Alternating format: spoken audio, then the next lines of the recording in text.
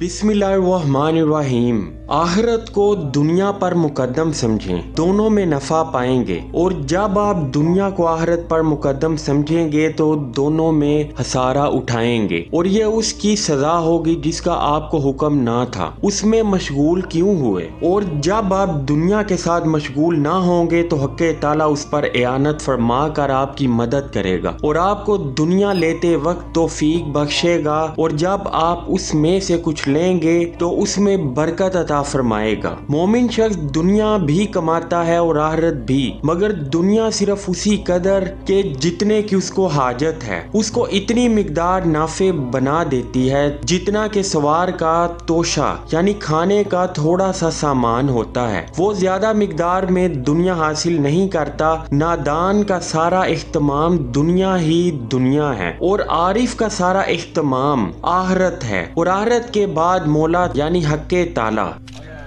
जब दुनिया की मुआश में एक रोटी आपके सामने आ जाए और आपका नफ्स उससे मुनाजियत कर दे कि इतना कम क्यों लाया, और ख्वाहिशात का तालिब हो, तो उस वक्त उस शख्स के हाल पर नजर करें जिसे टुकड़ा भी मैसर नहीं। जब तक आप हक़ ताला के मामले में अपने नफ्स को मबगूस और अपना दुश्मन ना समझेंगे, उस वक्त तक आपको फलाह ना होगी। सदीकीन बाहम एक दूसरे को पहचान लेते हैं कि हर सदीक दूसरे सदीक से मकबूलियत व सदक की टोक सूंघता रहता है। ए हक़ ताला से और उसके सदीकीन बंदों से अगराज करने वाले और महलूक को शरीक खुदा बनाकर उन पर मतवज्जा होने वाले, ये महलूक पर आपकी तवज्जो कब तक रहेगी? वो आपको क्या नफा दे सकते हैं? ना उनके हाथ में नुकसान है ना नफा है, ना अता है ना मना। नफा और नुकसान के मुतालिक तो उनमें और जमादात में कुछ फर्क नहीं है। बादशाह एक ही है,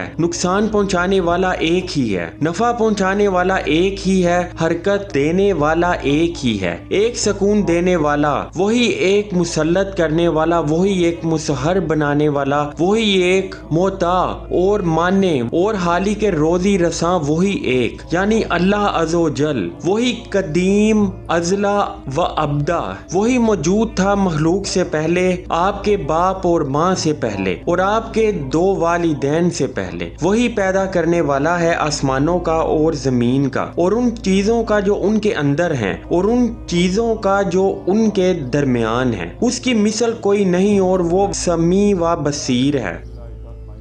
अफसोस आप पर कि ए अल्लाह की मखलूक के आप अपने हाली को नहीं पहचानते जैसा कि पहचानना चाहिए। अगर क़यामत के मुतल्लिक हक़ ताला के नज़दीक मुझे कुछ भी इख्तियार हासिल हो तो मैं अव्वल से लेकर आखिर तक आप सब के बोझ ज़रूर उठा लूँ।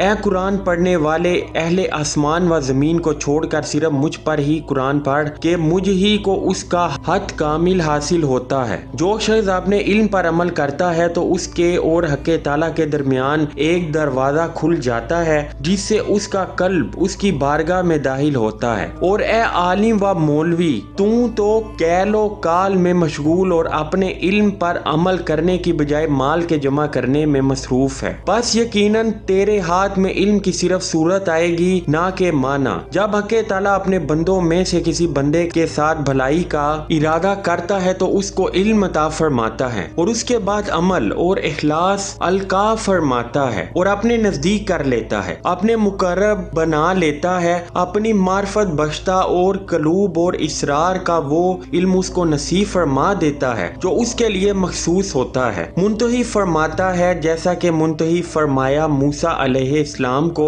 और उनसे फरमाया कि कुरान करीम में अल्लाह बयान करता है कि मैंने तुमको खास अपने लिए बनाया है, ना कि दूसरों के लिए, ना शहवतों के लिए, ना लज्जतों के लिए और हराफात के लिए, ना जमीन के लिए, ना आसमान के लिए और ना दोज़ख के लिए, ना जन्नत के लिए, ना सल्तनत के लिए, ना हलाकत के लिए। ना कोई चीज तुमको मुझसे मकैयत कर सके और ना बजुज मेरे कोई मशगूल करने वाला तुमको मशगूल बना सके। ना कोई सूरत तुमको मुझसे कैद कर सकती है और ना कोई महलूक तुमको मुझसे हिजाब में डाल सकती है और ना कोई ख्वाहिश तुमको मुझसे गना बना सकती है। اے میرے साहिबजादा, किसी मसीयत के इर्तिकाब के सबब हक़ ताला की रहमत से ना उम्मीद मत हो, बल्कि अपने दीन के कपड़े की नजासत को तौबा और उसमें इखलास और उस पर कायम रहने के पानी से धो डाल और मार्फत की खुशबू से उसको धोनी दे और मोतर बना ले उस मंजिल से जिसमें आप हैं। तो डरते रहें कि जिधर भी आप देखेंगे आपके इर्द गिर्द दरिंदे ही दरिंदे हैं और एज़ाएं आपको अपना मकसूद समझे हुए हैं। यहाँ से अपना रुख फेरें और अपने कल्ब से हक़ ताला की तरफ लौटें। मत खाएं अपनी तबीयत, अपनी ख्वाहिश और अपनी शहवत से। मत खाएं मगर दो आदिल गवाह बनाकर, और वो दोनों गवाह किताब अल्लाह और सुन्नत रसूल अल्लाह सल्लल्लाहु अलैहि वसल्लम हैं। फिर उसके बाद दूसरे दो गवाहों का तलब बने, और ये दो गवाह आपका कल्ब और हक़ ताला का फेल हैं कि जब किताब और सुन्नत और आपका कल्ब तीनों इजाजत दे दें तो चौथे की इजाजत का मुंतज़िर रहें, यानी अल्लाह अज़्ज़ व जल के फेल का। रात के वक्त लकड़ियां जमा करने वाले की तरह मत बने कि वो लकड़ियां इकट्ठी करता है और नहीं जानता कि उसके हाथ में क्या आता है। खालिक भी हो महलूक भी ऐसा नहीं हो सकता। ये वो चीज है जो ख्वाहिश, तज़य्युन और तमन्ना और तकल्लुफ और तसना से हासिल नहीं होती, बल्कि ये वो चीज है जो सीना में जगह पाती है और अमल उसकी तस्दीक किया करता है। लेकिन कौन सा अमल? वो जिससे मकसूद अल्लाह अज़्ज़ व जल की ज़ात हो। ए नौजवानों, आफियत इसी में है कि आफियत की तलब छूट जाए, अच्छी सेहत इसी में है कि अच्छी सेहत की ख्वाहिश छूट जाए। तो नगरी यही है कि तो नगर बनने की तलब तुर्क हो जाए, यानी अमीर बनने की तलब तुर्क हो जाए। दवा इसी में है कि दवा की तलब जाती रहे। सारी दवा दिल से असबाब को कता, अरबाब को तुर्क और जुमला मामलात को हक़ ताला के हवाले कर देने में है। दवा हक़ ताला को दिल से यकता जानने में है, ना कि सिर्फ जुबान से। तौहीद और ज़हद बदन और जुबान से नहीं होती। तौहीद भी कल्ब में आती है और ज़हद भी कल्ब में, और तकवा भी कल्ब में, और मार्फत भी कल्ब में। हक़ ताला का इल्म भी कल्ब में, और अल्लाह अज़्ज़ व जल की निस्बत भी कल्ब में, और उसका कुर्ब भी कल्ब में। समझदार बने, बुअल हवस यानी हवस के पीछे भागने वाले मत बने। ना तसना करें ना बनावट। आप हवस और तसना व तकल्लुफ और कज़ब और रिया व नफाक में मुब्तला हैं। आपका सारा फिक्र महलूक को अपनी तरफ खींचना है। क्या आपको मालूम नहीं कि जब कभी आप महलूक की तरफ एक कदम चलेंगे तो हक़ ताला से दूर पड़ जाएंगे। दावा तो आपका ये है कि आप तालिब हक हैं, हालांकि आप महलूक के तालिब हैं। आपकी मिसाल ऐसी है जैसे कोई शख्स कहे कि मैं मक्का जा रहा हूँ और सिमत इख्तियार करे खुरासान की, बस वो शख्स मक्का से दूर होता चला गया। दावा तो आपका ये है कि आपका कल मखलूक से बाहर निकल लिया, हालांकि आप उन्हीं से डरते हैं और उन्हीं से उम्मीद रखते, और आपका जाहिर जहद है मगर बातिन सर तपा रिगबत है। आपका जाहिर हक है और आपका बातिन हल्क ही हल्क है, यानी आपका बातिन मखलूक ही मखलूक है। ये बात जबान की बकबक से नहीं आया करती। ये वो हालत है जिसमें ना हल्क है, ना दुनिया, ना आखिरत और ना अल्लाह के मासवा कोई चीज। वो एक है और नहीं कबूल फरमाता मगर एक को, कि हल को छोड़कर उसी का हो रहे। जो यगाना है वो शरीक को कबूल नहीं किया करता। बस वही आपके हाल की तदबीर फरमाएगा। जो आपसे कहा जाता है उसको मान लें। सारी महलूक आजिज है, ना कोई आपको नफा पहुंचा सकता है ना नुकसान। बस हक़े ताला उसको उनके हाथों से करवा देता है। उसी का फेल आपके अंदर और मखलूक के अंदर तसर्रुफ फरमाता है। जो कुछ आपके लिए मुफीद या मुज़र है उसके मुतालिक अल्लाह के इल्म में कल्ब चल चुका है, उसके खिलाफ नहीं हो सकता। जो मोहद और नेकोकार हैं वो बाकी मखलूक पर अल्लाह की हुज्जत हैं। बाज उनमें से ऐसे हैं जो जाहिर और बातिन दोनों एतबार से दुनिया से बुरहना हैं, कि ना कल्ब में दुनिया है ना हाथ में, और बाज वो हैं जो सिर्फ बा एतबार कल्ब के दुनिया से बुरहना है। को दौलतमंद है मगर हक़े ताला उनके अंदरून पर दुनिया का कोई भी असर नहीं पाता। यही कलूब हैं जो साफ हैं। जो शख्स इस पर कादिर हुआ उसको मखलूक की बादशाह راحت مل گئی۔ وہی بہادر پہلوان ہے۔ بہادر وہی ہے جس نے اپنے قلب کو ماسوائے اللہ سے پاک بنایا اور قلب کے دروازے پر توحید کی تلوار اور شریعت کی شمشیر لے کر کھڑا ہو گیا کہ مخلوق میں سے کسی کو بھی اس میں داخل نہیں ہونے دیتا۔ اپنے قلب کو مقلب القلوب سے وابستہ کرتا ہے۔ شریعت اس کے ظاہر کو تہذیب سکھاتی ہے اور توحید و معرفت باطن کو مہذب بناتی ہے۔ اے انسان، اس بات سے کچھ حاصل نہیں کہ انہوں نے یوں کہا اور ہم نے یوں کہا۔ آپ کہتے ہیں کہ یہ چیز حرام ہے مگر اس کا مرتکب ہوتے ہیں، اور کہتے ہیں کہ یہ حلال ہے مگر نہ اس کو کرتے ہیں نہ استعمال میں لاتے ہیں۔ آپ ہوس در ہوس ہیں۔